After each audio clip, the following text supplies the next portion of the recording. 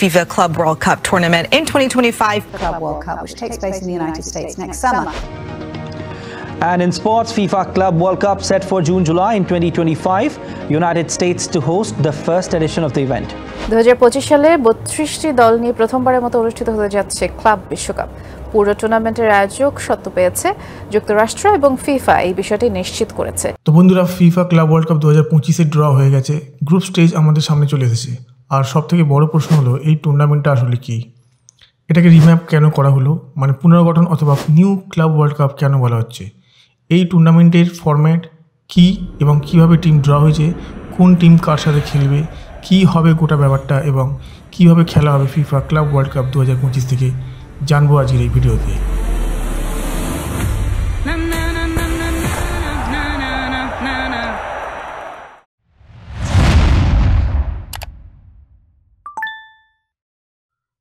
তো যদি একটু ইতিহাস ঘাঁটা হয় তাহলে দেখা যায় যে ফিফা ক্লাব ওয়ার্ল্ড কাপের অরিজিন 1950 সালেই এসে গেছিল, যখন আলাদা আলাদা কনফেডারেশন চাইছিল যে তাদের টিম একে অপরের সাথে খেলুক।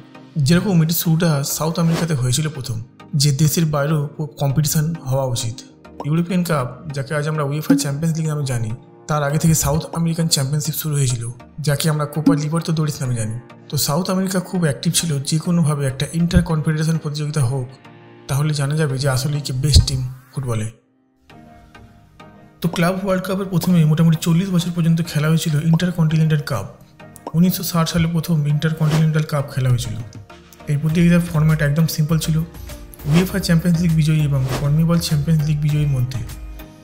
তো একটি ম্যাচই খেলা হতো, যে বিজয়ী হতো তাকে ইন্টার কন্টিনেন্টাল কাপ উইনার্স ঘোষিত করা হতো। প্রত্যেক 2 বছর 2 কনফেডারেশনের চ্যাম্পিয়ন্স লিগ বিজয়ীদের মধ্যে খেলা হতো এবং যে বিজয়ী হতো সে ইন্টার কন্টিনেন্টাল কাপ উইনার্স হতো। 2000 সালে ব্রাজিলে প্রথম অনুষ্ঠিত হয় FIFA club world championship. FIFA মনে করে যে বাকি কনফেডারেশনগুলোও তো রয়েছে, তাদেরকেও তো নিয়ে আসতে হবে এই কম্পিটিশানে। যেমন cafe, confederation of African football, AFC Asian football confederation, OFC Oceania football confederation, CONCACAF মানে নর্থ আমেরিকা। তো এদেরকেও তো নিয়ে আসতে হবে এই কম্পিটিশানে। তো 2000 সালে সূচনা হয় ফিফা ক্লাব ওয়ার্ল্ড চ্যাম্পিয়নশিপ। এরপর 4 বছর এই টুর্নামেন্ট খেলা হয়নি। 2005 সালে ইন্টার কন্টিনেন্টাল কাপকে ফিফা ক্লাব ওয়ার্ল্ড চ্যাম্পিয়নশিপের সাথে মার্চ করা হয় এবং 2006 সালে টুর্নামেন্টের নতুন নাম করা হয় ফিফা ক্লাব ওয়ার্ল্ড কাপ।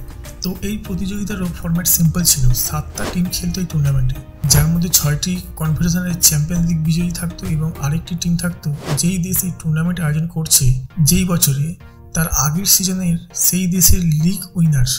তো একটি স্টেট নকআউট টুর্নামেন্ট হতো, যেখানে সেমিফাইনাল থেকে ইউরোপ এবং সাউথ আমেরিকার টিম এন্টার করতো, যেখানে 2টো ম্যাচ খেলতে হতো ইউরোপ এবং সাউথ আমেরিকার টিমগুলোকে ক্লাব ওয়ার্ল্ড কাপ জেতার জন্য। তো এতটাও কম্পিটিটিভ হতো না, যেখানে শুধু ফাইনালে কড়া লড়াই দেখা যেত। তো এটা তো হয়ে গেল 2024 পর্যন্ত ফিফা ক্লাব ওয়ার্ল্ড কাপ। তো এখন এই নতুন ক্লাব ওয়ার্ল্ড কাপটা আবার কি? তো বন্ধুরা, ফিফা বলেছে যে তারা এমন একটি কম্পিটিশন বানাতে চায় যেটা কিনা প্রত্যেকটি কনফেডারেশনের চ্যাম্পিয়ন্স লিগের থেকেও বড় হতে হবে। কারণ এখনকার ক্লাব ওয়ার্ল্ড কাপটির যদি কথা বলা হয় তাহলে সেটাকে অতটা বড় কম্পিটিশান বলা হয় না দুর্ভাগ্যবশত। যদিও ক্যাফ, এএফসি, ওএফসি এদের জন্য বড় কম্পিটিশান হতে পারে, কিন্তু আলটিমেটলি এটা একটা ছোট টুর্নামেন্ট। যদি কোনো টিম লোয়ার লেভেল থেকেও শুরু করে তাহলে 2-3টে ম্যাচ খেলতে হয়, তা না হলে বড় টিমের জন্য 2 ম্যাচের বেশি খেলতে হয় না। ফিফা ঠিক করলো যে এমন একটি টুর্নামেন্ট হোক যেখানে প্রত্যেকটি কম্পিটিশনের অনেকগুলি টিম খেলবে এবং একটা লম্বা শিডিউল থাকবে। গ্রুপ স্টেজ ও নকআউট ফর্ম্যাটে খেলা হবে, ঠিক যেন ফিফা ওয়ার্ল্ড কাপের মতো। তখন আমরা আসলেই বুঝতে পারবো যে ওয়ার্ল্ডের বেস্ট টিম কোনটা। তো টুর্নামেন্টের নাম ফিফা ক্লাব ওয়ার্ল্ড কাপই রাখা হয়েছে, কিন্তু 7টা টিমের জায়গায় সিধে 32 টিম খেলবে, যেখানে 8টি গ্রুপ থাকবে, যার মধ্যে 4টি করে টিম থাকবে, যেখানে group stage, round of 16, quarter final, semifinal ও ফাইনাল খেলা হবে। তো 2025 থেকে ফিফা ক্লাব ওয়ার্ল্ড কাপ খেলা হবে। সেখানে 32 টিম অংশগ্রহণ করবে ফিফার 6টি কনফেডারেশন থেকে।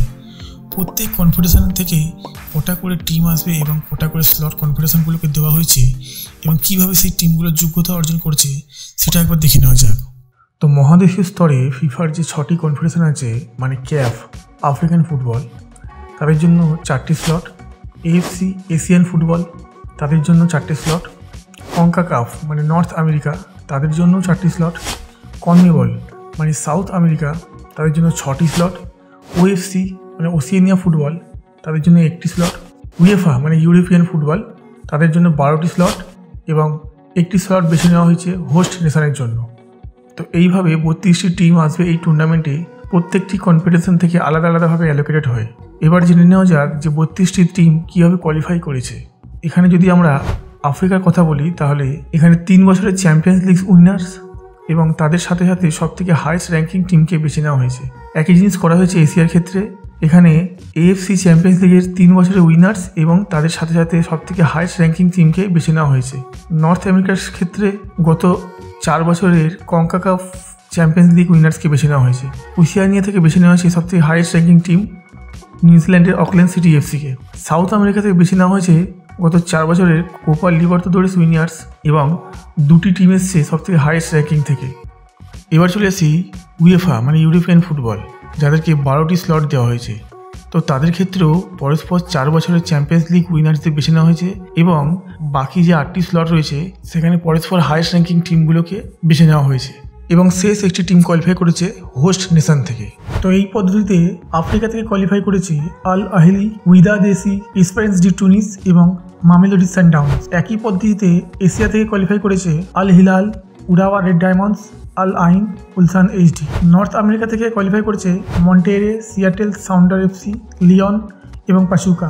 সাউথ আমেরিকা থেকে কোয়ালিফাই করেছে Palmeiras, Flamengo, Fluminense, Botafogo, River Plate এবং বোকা জুনিয়র্স। ইউরোপ থেকে কোয়ালিফাই করেছে Chelsea, Real Madrid, Manchester City, Bayern Munich, Paris Saint Germain, Inter Milan, Porto, Benfica, Borussia Dortmund, Juventus, Atletico Madrid এবং red বুল Salzburg. Oceania থেকে qualify করেছে Auckland city FC এবং last as a host nation qualify করেছে MLS club inter Miami CF। তো এইভাবে 32টি team আসবে এই club world cup 2025-এ এবং ড্র হওয়ার পরে এই টিমগুলো আসছে আপনাদের সামনে। গ্রুপ এতে আছে পালমেরাস, পোর্তো, আল আহিলি, ইন্টার মিয়ামি CF। গ্রুপ বিতে আছে Paris Saint Germain, Atletico Madrid, Botafogo, Seattle Sounder FC. Group সিতে আছে Bayern Munich, Auckland City, Boca Juniors, Benfica. Group ডিতে আছে Flamengo, Esperance de Tunis, Chelsea, Lyon. Group ইতে আছে River Plate, Urawa Red Diamonds, Monterrey, Inter Milan. Group এফে আছে Fluminense, Borussia Dortmund, Ulsan HD, Mamelodi Sundowns. Group জিতে আছে Manchester City, Wydad AC, Al Ain, Juventus. Group এইচে আছে Real Madrid, Al Hilal, পাচুকা এবং Salzburg.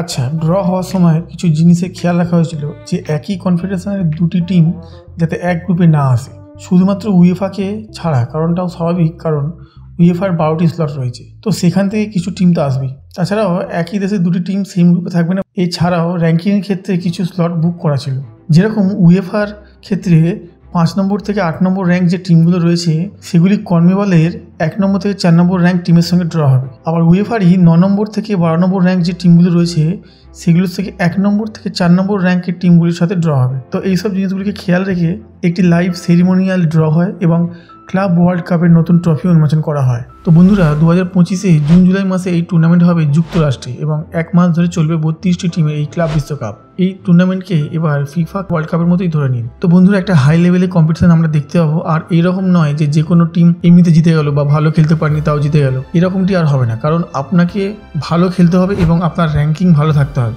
তো ওভারঅল আপনার consistent পারফরমেন্সে গুরুত্ব দেওয়া হবে এই নতুন ফরম্যাটের মাধ্যমে। টুর্নামেন্টের পুরো পাথওয়ে আগে থেকেই ঠিক করা আছে। গ্রুপ স্টেজের পর নকআউটের জন্য কোনো ড্র হবে না। আগে থেকেই আমরা জানি কোন টিম কার সাথে খেলবে, এটা দেখে আমরা বুঝতে পারবো কীভাবে খেলাগুলো হবে।